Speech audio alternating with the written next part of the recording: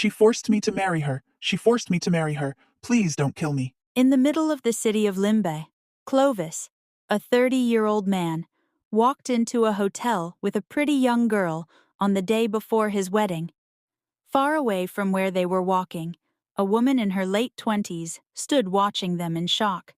She took out her phone and began recording. When Clovis and the girl entered the hotel, she followed them, still recording. After they paid for their room at the reception, they climbed the stairs. The woman continued to record and follow them. They entered their room, but didn't lock the door. They simply pulled it shut. She stood outside and recorded the sounds of them enjoying each other inside. She pushed the door slightly open and slid her phone inside to capture everything on video.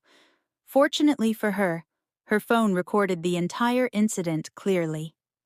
Later, she stopped the recording and left the hotel. She was so happy because she had been single for years. Nobody was attracted to her, so this was the only way she could force a man to marry her. She got home that night and watched the video repeatedly with excitement. Clovis was a very handsome man, and she told herself, "I'm lucky." Meanwhile, after leaving the hotel, Clovis gave the girl a large sum of money, then got into his car and drove away. The girl was very happy. Clovis returned home to his fiancée. They laughed and talked together. He told her how excited he was for their wedding, which was the next day. He promised to be loyal and loving forever, and that she would never lack anything. He vowed to work hard and ensure she was always okay. His fiancée was filled with joy hearing all this. Later that night, Clovis received a call from the woman. She told him to come meet her urgently, or she would ruin his marriage. Clovis laughed and asked, "Who is this now?" But eventually, he got into his car and drove to meet her. The woman was waiting at a restaurant. Clovis sat beside her and asked who she was and what she wanted.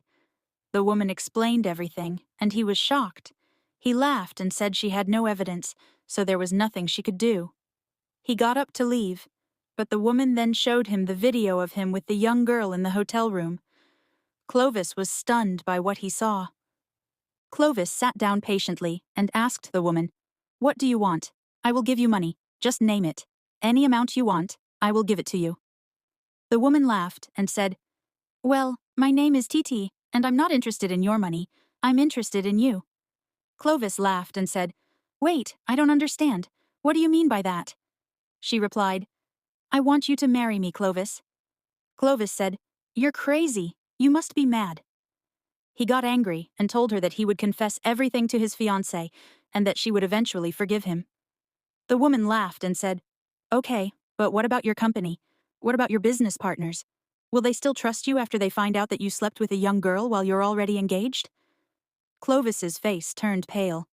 He was frightened. The woman continued, saying she had actually received an invitation to his wedding, and that's how she knew him.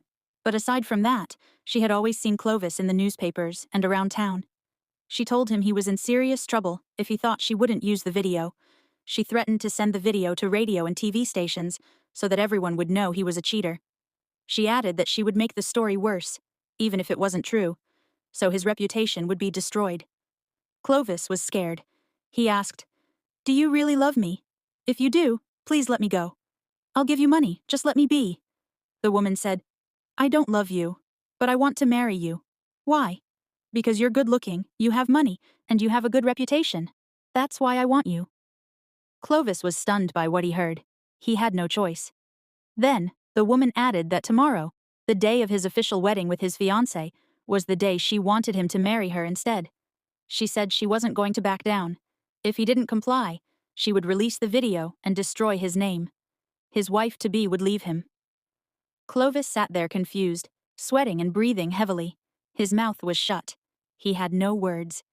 He begged Titi to consider something else, but she refused. "There's nothing else you can do," she said.